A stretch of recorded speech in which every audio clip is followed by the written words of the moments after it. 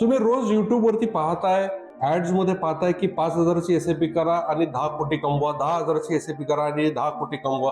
मित्रांनो, तुम्ही जर 1,00,000 रुपये कमवताय आणि त्याच्यानंतर तुम्ही जर 5-10 हजाराची एसआयपी करून तुम्हाला वाटत असेल तुम्ही 10 कोटी कमवत असाल तर हा खूप मोठा स्कॅम आहे. हे मी स्कॅम शब्द का वापरतोय? कारण ह्याच्याबद्दल ना खूप मोठे अफवा, खूप मोठ्या गोष्टी आणि खूप मोठी स्वप्न पेरली जातात, लोकांना दाखवलं जातात आणि 10 कोटींचं जे स्वप्न आहे हे 10 कोटींचं स्वप्न त्या गोष्टींना कशी बुरवलं लागतं या व्हिडिओमध्ये मी तुम्हाला आज एक्सप्लेन करणार आहे. नमस्कार मित्रांनो, माझं नाव संतोष गोसावी. गेली 20 वर्षाहून अधिक मी लोकांना फायनान्शियल उद्दिष्टांपर्यंत कसं पोहोचायचं या संदर्भामध्ये गाईड करतो आणि मी एक रजिस्टर्ड म्युच्युअल फंड डिस्ट्रीब्युटर आहे. मित्रांनो, आपल्याला ना जे एवढे मोठे मोठे आकडे करून, इन्फ्लेटेड आकडे करून सांगतात ना, या गोष्टींचं आपल्याला ना ऍक्च्युअली इन डेप्थ अनालिसिस करून आपल्याला तुम्हाला मी सोप्या मराठी भाषेमध्ये सांगणार आहे. तुम्ही व्हिडिओमध्ये एंड पर्यंत राहिला तर तुमचा सुद्धा भ्रम हा 10 कोटी रुपये कसे अचीव्ह करावेत हा क्लिअर होऊन जाईल. मित्रांनो, तुम्हाला एक सांगतो मी, आजपासून 10 कोटी 20 वर्षानंतर जर तुमच्या हातात येणार असेल तर ते ऍक्च्युअल 10 कोटी नाहीत. त्याचा इन्फ्लेटेड ऍडजस्टेड कॉस्ट जर आपण बघितला तर तो इन्फ्लेशन ऍडजस्टेड कॉस्ट जर बघितला तर तो साधारण 2.25-2.5 कोटीच्या आसपास असेल. चला तर म्हणल्याप्रमाणे आता मी तुम्हाला एक सोपं गणित करून दाखवणार आहे आणि मी तुम्हाला जस्टिफाय करून दाखवणार आहे की तुम्हाला जे मिळणारे 10 कोटी आहेत हे 10 कोटी ऍक्च्युअल 10 कोटी नसून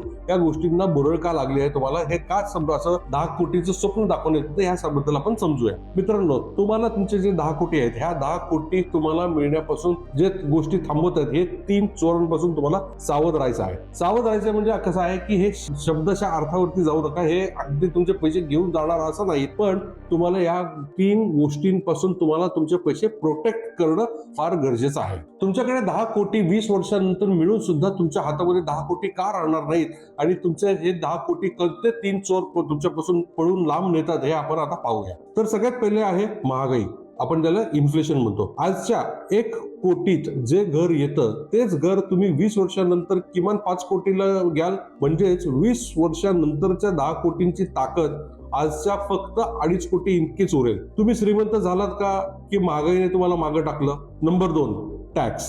आता इथे टॅक्सच्या बद्दल विचार करताना तुम्हाला LTCG बघायला लागेल, लॉंग टर्म कॅपिटल गेन. जे तुम्ही 10 कोटी काढायला जाल तेव्हा सरकार तुम्हाला LTCG टॅक्स म्हणून किमान 1 कोटी रुपये कापून घेईल. हा हिशोब तुम्हाला कोणी सांगितलाय का?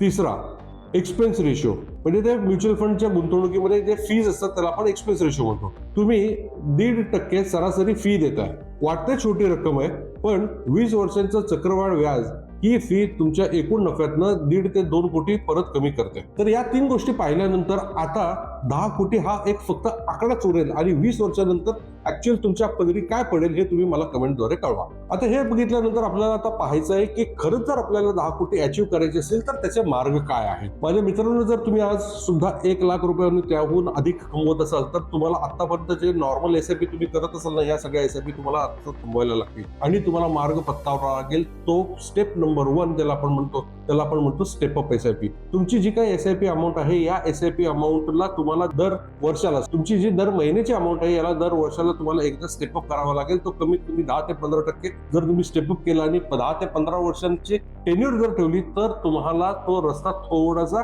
इझी होऊ शकतो, पण हा फुल अँड फायनल वे नाहीये. स्टेप नंबर 2 काय करायला लागेल तुम्हाला फंड सिलेक्शन करताना सिलेक्शन तुम्हाला अल्फा फंडच्या हिशोबाने करायला लागेल. अल्फा फंड्स म्हणजे काय?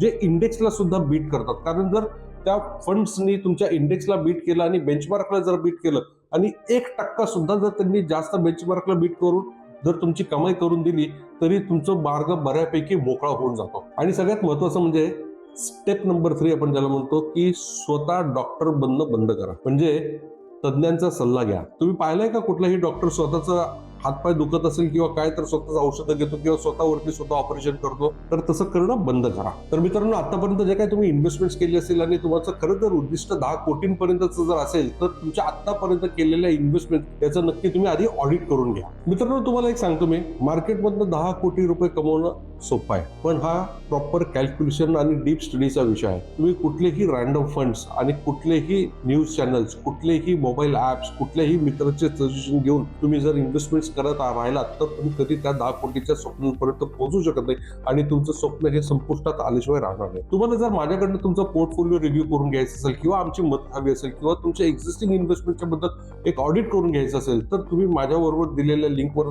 क्लिक करून संपर्क साधू शकता. तुम्ही माझ्या टीमशी कनेक्ट करू शकता आणि आपण तुमच्यासाठी एक ब्लू प्रिंट एक्सक्लुझिव्ह बनवू शकतो की तुम्ही किती लवकर तुमच्या 10 कोटीच्या जर्नी पर्यंत तुम्ही पोहोचू शकाल. तुम्हाला हा व्हिडिओ जर आवडला असेल तर लाईक करा, सबस्क्राईब करा आणि तुमच्या अशा मित्रांना तो शेअर करा जो ऍक्च्युली अजूनही भ्रमात आहे की त्याचे 10 कोटी अचीव्ह होतील.